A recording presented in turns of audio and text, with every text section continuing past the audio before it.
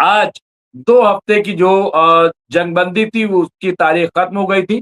लेकिन क्या प्रेशर था, क्या वजह थी और गैर मुअय्यना मुद्दत क्या चीज़ है? कि साहब गैर मुअय्यना मुद्दत के लिए हमने सीज़ फायर कर दिया, जंगबंदी कर दी। इसके क्या मानी है? अब्दुल वाहिद साहब। आज मैं दोपहर में कुछ चैनल्स मैंने देखने की कोशिश की कि भाई क्या आ रहा है।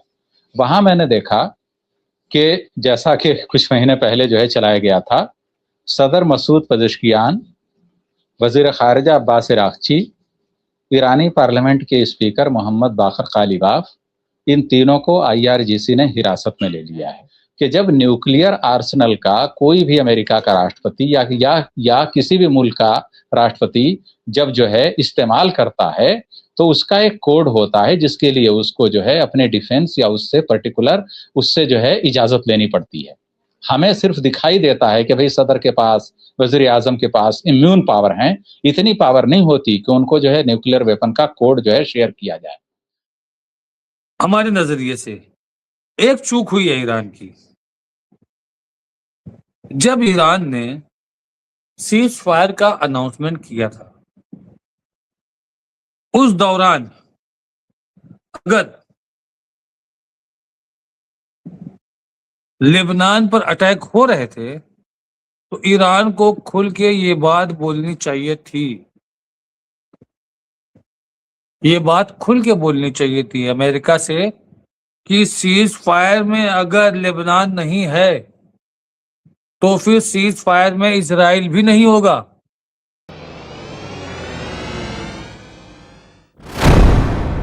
मुझे ऐसा लग रहा है। मैं अब्दुल वाहिद साहब को ले लेता हूँ स्क्रीन पे, इन कराता हूँ। अब्दुल वाहिद साहब का बहुत बहुत इस्तकबाल है, खैर मकदम है। अब्दुल वाहिद साहब हमारे सीनियर पॉलिटिकल एनालिस्ट हैं, सीनियर जर्नलिस्ट हैं, कॉलम निगार हैं और मिडिल ईस्ट पे बड़ी गहरी नजर रखते हैं, बड़ा अच्छा तजिया करते हैं। मैं उनका शुक्रगुजार भी हूँ और उनका इस्तकबाल भी करता हूँ। और मैं सबसे पहले यही कि अब्दुल वाहिद साहब क्या अपडेट्स आज की रही हैं, क्योंकि आज 22 तारीख है और आज 2 हफ्ते की जो जंगबंदी थी वो उसकी तारीख खत्म हो गई थी। लेकिन क्या प्रेशर था, क्या वजह थी और गैर मुअय्यना मुद्दत क्या चीज है? कि साहब गैर मुअय्यना मुद्दत के लिए हमने सीज फायर कर दिया, जंगबंदी कर दी। इसके क्या मानी है अब्दुल वाहिद साहब? देखिए ऐसा है, बहुत बहुत शुक्रिया आपका मुमताज़ भाई, आपको और तमाम नाजरीन को अस्सलाम वालेकुम वरहमतुल्लाहि वबरकातुहू। अब जो बात है आपकी कि भाई ये क्या है, क्यों उसको गैर मुअय्यना मुद्दत देखिए ये उसी सूरत हाल में है, इस तरह का सिनेरियो डेवलप होता है जब सामने वाला फरीक एक लंबी जंगबंदी के लिए जाना चाहता है या उसको ये खतरा होता है कि भाई सामने वाले का रिस्पांस कैसा आएगा, उसके बारे में जब उसे कोई बात हतमी तौर पर मालूम नहीं होती है तो वो इस तरह का रवैया इख्तियार करता है। डोनाल्ड ट्रंप के बारे में ये बिल्कुल वाज़ेह होना चाहिए। और सबसे जो मेजर डेवलपमेंट है, देखिए डोनाल्ड ट्रंप पूरी दुनिया को बता रहे हैं, हमारे यहाँ का गोदी मीडिया अब आपको जानते हैं, आप बहुत सारे चैनल्स पे आप देखते हैं। आज मैं दोपहर में कुछ चैनल्स मैंने देखने की कोशिश की कि भाई क्या आ रहा है। वहां मैंने देखा कि जैसा कि कुछ महीने पहले चलाया गया था, सदर मसूद पज़ेश्कियान, वजीर खारजा अब्बास इराक़ची, ईरानी पार्लियामेंट के स्पीकर मोहम्मद बाकर कालिबाफ, इन तीनों को IRGC ने हिरासत में ले लिया है। ये खबर आज दोपहर में चलाई गई, 15-20 मिनट या फिर कहीं कहीं आधे घंटे तक ये खबर रही पूरे चैनल्स पे। मैंने सोचा कि शायद इंटरनेशनल मीडिया पे भी कुछ हो, लेकिन वहां पे सिर्फ इतनी न्यूज़ थी कि कुछ डिफरेंसेस क्रिएट हुए हैं। भारत के अंदर बहुत सारे चैनल्स ने चलाया इसको। उसके बाद क्या हुआ कि फिर उन्होंने ब्रेकिंग न्यूज़ के नाम पे 24 घंटे पुरानी न्यूज़ वो फिर दोबारा जिसको वो लोग बोलते हैं अपने शब्दों में कि हम परोस रहे हैं। अब उन्होंने सर्व किया एक नई न्यूज़ डेवलपमेंट के नाम पे कि भाई भाई डोनाल्ड ट्रंप ने इंडेफिनिट टाइम के लिए सीज फायर को एक्सटेंड कर दिया है। लेकिन ईरान के राष्ट्रपति ने और ईरानी पार्लियामेंट के स्पीकर ने इसको मुस्तरद कर दिया है, खारिज कर दिया है। मेरी समझ में नहीं आया कि अभी वो तीनों अरेस्ट हो गए थे, IRGC ने तीनों को अरेस्ट कर लिया था, डिफरेंसेस बहुत ज़्यादा बढ़ गए थे, इनको जो है IRGC ने ट्रेटर्स करार दिया था, यानी ईरानी मुल्क के गद्दार। और अब जो है यही जो है मुस्तरद कर रहे हैं डोनाल्ड ट्रंप के बयान को। तो भाई ये लोग दोबारा कहाँ से आ गए? जो ये हाउस अरेस्ट हुए थे, तो ये जो है मतलब ये पूरे जो है, आप देखिए, मैं वाकई जो है काबिले तारीफ हैं आप मुमताज भाई, कि आज के दौर में जब इंफॉर्मेशन एक्सप्लोजन के दौर में इस तरह का अंधकार है, हम लोग डार्क एरा में हैं, उस दौर में आप जो है क्षमा रोशन किए हुए हैं, तो आप जो है मुबारकबाद के मुस्तहिक हैं कि आप फैक्ट्स दिखा रहे हैं। वरना अगर लोग वाकई सिर्फ चैनल्स पे ही रिलाई करें, वेदर इट्स राइटर, BBC या फिर पूरे दुनिया में कहीं और हो, तो पूरे का पूरा मैसेज यही जाएगा कि भाई साहब बस ईरान में तख्ता पलट हो गया है। दूसरी सबसे बड़ी चीज जो कि न्यूज जो है वो बिल्कुल फैक्ट है और ये बिल्कुल सच्ची खबर है।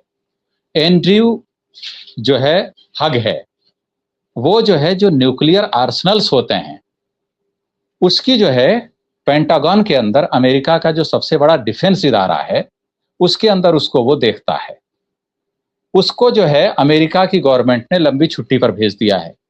किस लिए भेजा है? जो अंदर की इंटरनल रिपोर्ट्स आई हैं कि जब न्यूक्लियर आर्सेनल का कोई भी अमेरिका का राष्ट्रपति या किसी भी मुल्क का राष्ट्रपति जब जो है इस्तेमाल करता है तो उसका एक कोड होता है जिसके लिए उसको जो है अपने डिफेंस या उससे पर्टिकुलर उससे जो है इजाजत लेनी पड़ती है। हमें सिर्फ दिखाई देता है कि भाई सदर के पास, वजीर आजम के पास इम्यून पावर हैं, इतनी पावर नहीं होती कि उनको जो है न्यूक्लियर वेपन का कोड जो है शेयर किया जाए। बेसिकली डोनाल्ड ट्रंप कुछ टेक्टिकल वेपन ईरान के अगेंस्ट इस्तेमाल करने के लिए न्यूक्लियर उसका जो है कोड की तलाश में हैं पिछले कम से कम एक हफ्ते से। उनको जो है अमेरिका के वो जो है महकमा या वो ऑफिशियल्स जो उसको जो है देखते हैं या जो गवर्न करते हैं वो शेयर नहीं कर रहे हैं, क्योंकि उनको मालूम है कि भाई ये कैसा आदमी है जो अपने ट्वीट तक पे तो ध्यान से रहता नहीं है, 5 मिनट के बाद अपने ट्वीट तक बदल देता है, अपने बयानात बदल देता है। तो अगर हमने इसको कोड बता भी दिया तो उसके बाद ये पता नहीं ईरान पे मारेगा, वेनेजुएला पे मारेगा, कहीं ऐसा ना हो वाशिंगटन में ही मार दे। क्योंकि जो है डोनाल्ड ट्रंप ने कई बार बोला है कि मैं न्यूयॉर्क के अंदर मिलिट्री उतार दूंगा, लॉस एंजलिस के अंदर मिलिट्री उतार दूंगा, अगर वहां मेरे मनपसंद का गवर्नर नहीं बना तो मैं वहां जो है पूरी फौज कशी करूंगा। तो अब इस तरह का आदमी, जो दुनिया को आप छोड़ दीजिए बाहरी ममालिक क्या है, अपने मुल्क के लिए जिसका जो है ये हो, तो आप सोचिए कि क्या उसको जो है न्यूक्लियर वेपन का कोड जो है अमेरिका के अधिकारी शेयर करेंगे? तो ये जो है वो है मुमताज भाई एक मेजर डेवलपमेंट है कि जो है डोनाल्ड ट्रंप सपने देख रहे हैं और जो मीडिया के अंदर नैरेटिव चला रहे हैं कि मसूद पेजेश्कियान लेड जो गवर्नमेंट है जिसको वो लोग सिविलियन गवर्नमेंट बोलते हैं उसके अंदर और जो मुस्तफा खामनेई साहब इस क़यादत के दरमियान इंतशार है, ये एक अफवाह के अलावा कुछ नहीं है, लेकिन इसको गोदी मीडिया हवा दे रहा है। नंबर एक बात ये। नंबर दो ये कि असल इख्तिलाफात खुद अमेरिका और इसराइल के अंदर हैं, वहां के उन खबरों को दबाया जा रहा है। एंड्रयू हग्स के उसको जो है दबाया गया और अभी भी दबाया जा रहा है। बहुत कम मीडिया हाउसेज हैं जो इसको चला रहे हैं कि पेंटागन के इतने सीनियर ऑफिसर को छुट्टी पर भेजा गया है। आपको मालूम होगा कि अभी कुछ रोज पहले एक ब्रिगेडियर जनरल रैंक के अमेरिका के अफसर को हथकड़ी लगा दी गई थी। क्यों? क्योंकि कांग्रेस के अंदर यानी अमेरिकन पार्लियामेंट के अंदर जो डिफेंस की हियरिंग थी उसके अंदर उन्होंने जंग की मुखालफत की थी। तो आप देखिए सूरत हाल ये है, तख्ता जो है या तख्त जो है उलटने वाला वो ट्रंप का है, नेतन्याहू का है। ईरान के अंदर तख्त नहीं उलटने जा रहा है किसी का। तो सूरत हाल ये है। तो इसके ऊपर और दूसरी बात यह है कि आज जो इस्लामाबाद के अंदर ईरान के जो है एम्बेसडर हैं, सफीर हैं, उनकी मुलाकात हुई है पाकिस्तान के वजीर आजम से, शहबाज शरीफ से। उसके बाद जो बयान आया है पाकिस्तानी हुकूमत का और जिसकी तस्दीक खुद ईरान की वो जो है अमरीकी वजारत खारजा ने भी की है कि आइंदा जुमे को फिर मुज़ाकरात का इम्कान जाहिर किया गया है। तो ये जो है मीटिंग जो हुई है इस्लामाबाद में ईरानी सफीर और पाकिस्तानी वज़ीर आज़म के दरमियान आज हिंदुस्तानी वक्त के मुताबिक शाम में 5 या 6 बजे के आसपास, तो उस दौरान जो है ये सब बातें आई हैं, रिपोर्ट्स आई हैं ऐसी। तो उसके ऊपर जो है देखना पड़ेगा कि ये क्या होता है, क्योंकि आज ईरान ने भी, आपको मालूम है कि किस तरह से 2 जो है ऑयल टैंकर्स को आज टारगेट किया है। एक जो है यूएई से निकला था जद्दा के रास्ते और फिर वो स्ट्रेट ऑफ हॉर्मुज क्रॉस करके सिंगापुर जा रहा था, यूएई के किसी फर्म का था। उसको जो है टारगेट किया है। पनामा का गालिबन जो है फ्लैग था और यूफोरिया नाम था उसका, तो उसको जो है काफी हद तक नुकसान पहुंचा है। तो ये जो है बहुत सारी चीजें हैं। तो ऐसा नहीं कि अगर अमेरिका ने ईरान के जो है ऑयल टैंकर सीज कर लिए तो फिर ईरान खामोश बैठा है। ईरान भी कार्रवाई कर रहा है और अमेरिका ने जो ये बोला है कि हम इंडेफिनिट पीरियड के लिए जो है जंगबंदी को बढ़ा रहे हैं, तो इसका सीधा सीधा मतलब ये है कि डोनाल्ड ट्रंप की कहीं ना कहीं मसला दबा हुआ है। डोनाल्ड ट्रंप को हकीकत का इल्म है और वो नहीं चाहते कि ये सारी चीजें एस्केलेट हों। जी जी मुमताज भाई। नहीं नहीं, बिल्कुल सही कह रहे हैं। और मुझे लग रहा है कि एक जबरदस्त तरीके का प्रेशर यहाँ पे हमें देखने को मिल रहा है। और ये अपने आप में एक बड़ा प्रेशर हम इसको मान सकते हैं। हमारे साथ जुड़ गए हैं सीनियर पॉलिटिकल एनालिस्ट, माहिर तालीम, माहिर कानून और मिडिल ईस्ट पे गहरी नजर रखने वाले एडवोकेट राशिद रिजवी साहब। मैं उनका इस्तकबाल करता हूँ, खैर मकदम करता हूँ। और ये बहुत अच्छा तज्जिया आपने किया अब्दुल वाहिद साहब। और मैं यही जानना चाह रहा था कि कहीं ना कोई ऐसी चीज है जो दुनिया के सामने अमेरिका नहीं बता रहा है, लेकिन उसके सामने सिवाय अभी घुटने टेकने के या जंग के बढ़ाने के कोई और रास्ता नहीं है। लेकिन दूसरी तरफ ये भी कहा जा रहा है कि ये हमले की तैयारी भी हो सकती है। इस बात को लेकर के ईरान को भी शक है कि ऐसा जो है वो कर सकते हैं, क्योंकि इससे पहले किया गया है। एक दिलचस्प खबर मैं अभी देख रहा था मिडिल ईस्ट मॉनिटर पे, और वो ये कि ईरान ने कहा है कि वो अमेरिका में होने वाले फीफा विश्व कप में अपनी राष्ट्रीय फुटबॉल टीम की भागीदारी के लिए पूरी तरह से तैयार।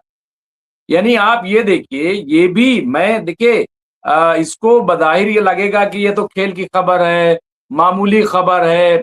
लेकिन आप ये देखिए कि जिस मुल्क के बारे में ये कहा गया कि इनकी तहजीब को हम बिल्कुल आज मिटा देंगे और इनको बिल्कुल खत्म कर देंगे दुनिया के नक्शे से, आज वो मुल्क, और जिसपे इतने बड़े हमले हुए, आज वो मुल्क देखिए स्पोर्ट्स में मुकाबले के लिए वो तैयार है, कह रहा है, और वो भी अमेरिका वाले में। तो ये देखिए दुनिया के जो चैलेंजेस हैं राशिद साहब, किस तरह से फेस किए जाते हैं, किस तरह से मुकाबला साइकोलॉजिकल। देखिए अमेरिका क्या करता है कि साइकोलॉजिकल वॉर भी करता है, वो करता है। लेकिन यहाँ पे आप देखिए कि अब मुझे ऐसा लग रहा है कि तमाम जो वॉर है या तमाम जो अटैक है उससे ईरान उबर चुका है। लेकिन मैं राशिद आप जुड़ गए हैं, तो क्या आपका ऑब्जर्वेशन है आज, क्या कुछ रहा है? बाकी चीजें तो आपने सुन ली होगी, मुझे मालूम है आप देखते हैं कि क्या चल रहा है, और यहाँ पे भी आपने इसको सुन लिया होगा सब कुछ, भले ही आप स्क्रीन पे नहीं आए हैं। तो क्या अब्दुल, अच्छा यहाँ पे देखिए शेख करीम साहब लिखा है, पूरी दुनिया के आवाम को सिर्फ ईरानी आवाम और शासक पर ही यकीन करना चाहिए, क्योंकि ये ईमान वाले हैं, अमेरिका और इजराइल जैसे बेईमान नहीं है। परवीन गुलेबशाह साहिबा ने लिखा है कि सारे लोग साइकोलॉजी पढ़ते हैं, मगर ट्रम्प यहाँ पे ट्रम्प क्या है, लॉजी पढ़ा है या क्या है, बहरहाल उन्होंने लिखा है ईरान ने साबित कर दिया है कि अमेरिका नकली हीरो था। तो यहाँ पे सुवर्णा राज साहब लिखा है, दो पागल आदमी की बात सुनते सुनते तो मैं थक गया हूँ, ट्रंप और नेतन्याहू। ये जो है कि भाई ये क्या कहते हैं और क्या नहीं कहते, इस तरह की चीजें जो है वो सामने आ रही। तो राशिद साहब, क्या आपका ऑब्जर्वेशन है, किस तरह से चीजों को देख रहे हैं? जी मुमताज भाई, देखिए पहला पॉइंट तो ये है कि जो एक सुपर पावर वाला भ्रम था वो तो ईरान ने इनका तोड़ दिया। अब जो अमेरिका के खिलाफ ना खुल के ब्रिटेन बोलता था, ना खुल के फ्रांस बोलता था, ना जर्मनी बोलता था, ना स्पेन बोलता था, उसी अमेरिका के खिलाफ जबकि इटली, जो कि मलोनी वहां की प्राइम मिनिस्टर हैं, अब मलोनी बहुत ही ज्यादा क्लोज थी डोनाल्ड ट्रंप के, तो मलोनी भी उनके खिलाफ बोलने लगी। और छोटे छोटे देश डोनाल्ड ट्रंप के खिलाफ बोलने लगे। डोनाल्ड ट्रंप के खिलाफ बोलना मतलब अमेरिका के, जब तक वो प्रेसिडेंट ऑफ अमेरिका हैं तब डोनाल्ड ट्रंप के ऊपर उंगली उठाना, उनके अगेंस्ट बोलना, इसका मतलब अमेरिका के अगेंस्ट बोलना। तो लोगों की हिम्मत बढ़ गई। तो जो एक भ्रम था अमेरिका का और इजराइल का, ये दोनों भ्रम ईरान ने चकनाचूर कर दिया। इजराइल का भ्रम था कि इजराइल अभेदी है, कोई भी परिंदा बिना इजराइल की मर्जी के उनके आसमान पर नहीं मार सकता। और इतनी मिसाइल मार दिया ईरान ने कि वो सीज फायर के लिए अमेरिका के पास भागे, सीज फायर कर दो, सीज फायर कर दो, सीज फायर करवा दो। तो वो जो 12 रोजा जंग हुई थी उसका भी सीज फायर अमेरिका ने करवाया था। अब आप इजराइल की बहादुरी देखिए, इजराइल इतना बहादुर है कि उसका सीज फायर ईरान से भी हुआ, उसका सीज फायर लेबनान से भी हुआ, उसका सीज फायर हमास से भी हुआ, लेकिन उसने लेबनान पे फिर अटैक किया, हमास पे भी अटैक करता जा रहा है, गाजा पे बार बार अटैक कर रहा है वो। लेकिन उसकी हिम्मत ईरान पे अटैक करने की तो नहीं पड़ रही ना। सीज फायर के बाद अटैक किया होता, बताइए। हमारी नजर में एक चूक, हमारे नजरिए से एक चूक हुई है ईरान की।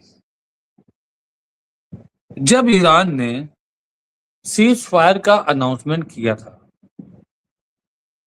उस दौरान अगर लेबनान पर अटैक हो रहे थे तो ईरान को खुल के ये बात बोलनी चाहिए थी, ये बात खुल के बोलनी चाहिए थी अमेरिका से कि सीज फायर में अगर लेबनान नहीं है तो फिर सीज फायर में इजराइल भी नहीं होगा। यह सीज फायर सिर्फ अमेरिका और ईरान के बीच का है और उनको अटैक करना चाहिए था इजराइल के ऊपर रेगुलर। लेकिन जो सूरत हाल इतने सालों से ईरान की थी और जिस तरीके से उनके यहाँ क्राइसिस चल रही थी, हम लोग को भी लगा वो चीज कि कहीं ऐसा तो नहीं कि उस ड्यूरेशन तक ईरान अपने आप को प्रिपेयर करने में लगा रहा था कि दोबारा अमेरिका अगर हम पे हमला करे तो हम उसके लिए खुद को मजबूत रखें। दोबारा अगर हमला करता है तो अपने आप को दोबारा जवाबदेही के लिए प्रिपेयर कर लें, तैयार कर लें, मिसाइल और डेवलप कर लें, ड्रोन और डेवलप कर लें, फाइनेंशियल एसेट अपने हम और स्ट्रांग कर लें, ताकि अगर ये युद्ध कुछ लंबा खींचे तो ज्यादा दिक्कतें, ज्यादा दुश्वारियां ना हो। जिसको हम चूक समझ रहे हैं कि एक चूक लगी कि जब सीज फायर लेबनान का नहीं था तो इजराइल का नहीं होना चाहिए, ये बात ईरान बोल सकता था, लेकिन ईरान ने ऐसा कुछ नहीं किया। तो दूसरा जो नजरिया आया वो ये आया कि वो अपने आप को अमेरिका के खिलाफ प्रिपेयर कर रहा था, स्ट्रांग कर रहा था। एक बात तो आप मान के चलिए कि इजराइल से ईरान को लड़ना कोई बड़ी बात नहीं है, वो 10 दिन में धुल चला देगा इजराइल को। लेकिन अमेरिका से वॉर करना ईरान के लिए बहुत बड़ी बात है। ऐसा नहीं है कि अमेरिका और इजराइल को हम बराबर लेके चलें। इजराइल वो देश है जिसको अमेरिका पैसा भी देता है, हथियार भी देता है। अगर दोनों चीज देना बंद कर दे तो इजराइल हाथ जोड़ के खड़ा हो जाए ईरान के सामने। और अमेरिका के पास असलहों की फैक्ट्रियां हैं, वो दुनिया को हथियार बेचता है, मिसाइल, फाइटर प्लेन, तो जाहिर सी बात है उसके बाद बहुत बड़ा जखीरा है और उसकी पूरी इकोनॉमी ही इन्हीं हथियारों पे चल रही है। अमेरिका की इकोनॉमी के दो ही पहिए सबसे मजबूत हैं। नंबर 1 हथियारों का बिजनेस, दूसरा जो पूरी दुनिया में उसने पेट्रो डॉलर का राज चला दिया और मिडिल ईस्ट से जो मिलने वाला उसका टैक्स है, यही दो सबसे मजबूत पहिए हैं उसकी इकोनॉमी को आगे बढ़ाने के लिए। आज दुनिया ये कह रही है कि हमको किसी से जंग नहीं लड़ना है, हमें कोई हथियार की जरूरत नहीं है, किसी फाइटर की जरूरत नहीं है, हम नहीं लड़ेंगे जंग। तब आप देखिए क्या हाल होता है अमेरिका का। हर मुल्क में अमेरिका 2-3 प्रॉक्सीज खड़ा कर देगा, उनको हथियार सप्लाई करेगा, हमला करवाएगा ताकि आप उसके पास जाओ। अगर आपके पड़ोसी से आपकी टेंशन है, जैसे कि इंडिया पाकिस्तान, इंडिया चाइना, या पाकिस्तान बांग्लादेश, पाकिस्तान अफगानिस्तान, तो वो प्रॉक्सी से ऐसा अटैक करवाएगा कि लगेगा कि वो पड़ोसी मुल्क ने अटैक किया है और पड़ोसी मुल्क की जमीन यूज हुई है, और उस पर हमला करवाएगा सिर्फ अपने हथियार को बेचने के लिए, सिर्फ हथियार को बेचने के लिए। तो इसकी इकोनॉमी दो ही चीज पे चलती है, पेट्रोल डॉलर और हथियार। और आज की डेट में हथियारों की उसके पास खुद कमी होने लगी। जो उसके पास ऑर्डर्स थे सप्लाई देने के, वो ऑर्डर्स उसने लिंगर ऑन कर दिए। यूरोपियन कंट्री कह रही है कि मैंने जब पेमेंट कर दिया था और ड्यू डेट निकल चुकी है, आप हमको हमारी सप्लाई क्यों नहीं दे रहे हैं? तो अमेरिका का जवाब है क्योंकि अभी हम वॉर में हैं, अभी हमको जरूरत है, हम वॉर से निकलने के बाद आपको सप्लाई देंगे। तो ये समझिए कि उनके पास कितनी शॉर्टेज अपनी खुद की हो गई है कि जो दूसरों को देने की सप्लाई वो अपने लिए यूज कर रहे हो। तो अमेरिका से ईरान का टकराव ये कोई मामूली नहीं है मुमताज भाई, इतना आसान नहीं है किसी सुपर पावर से लड़ना। लेकिन अमेरिका ने सीज फायर किया, ईरान ने एक्सेप्ट किया। ईरान ने कहा हमारे ये प्रपोजल लेंगे, अमेरिका ने कहा ठीक है, उसने प्रपोजल ले लिया अमेरिका ने। और अमेरिका ने जब प्रपोजल ले लिया ईरान का, लेने के बाद उसकी अल्टी पल्टी शुरू हो गई। उसने कहा शुरू में ही जब सीज फायर लागू हो गया कि हुर्मुज पहले खोलो, अपना न्यूक्लियर प्लांट बंद करो, अपना इन्वेस्टमेंट हमको दो। मतलब जिन कंडीशन पे सीज फायर हुआ था वो सारी कंडीशन दरकिनार, इनकी अपनी कंडीशन फिर शुरू हो गई। ये दिखाता है कि अमेरिका सीज फायर करना चाहता था, सीज फायर किया अपने आप को वापस से एस्टेब्लिश करने के लिए। और जो अपने खिलाफ अमेरिका में प्रोटेस्ट हो रहे थे, पूरी दुनिया में हो रहे थे, और पूरी दुनिया नाराज थी इनसे। ऐसा नहीं है कि सिर्फ ईरान नाराज था, ऐसा नहीं सिर्फ ईरान नाराज था, पूरी दुनिया नाराज थी। अरब देश खामोश बैठे थे उस ड्यूरेशन तक, अब अरब देश बोलना चालू हो गए हैं। ईरान ने आज सीधे सीधे ये कहा अरब देशों को कि हम एक हमला नहीं करेंगे आपकी तरफ अगर आप अमेरिका को हमले के लिए अपनी जमीन नहीं देते हैं।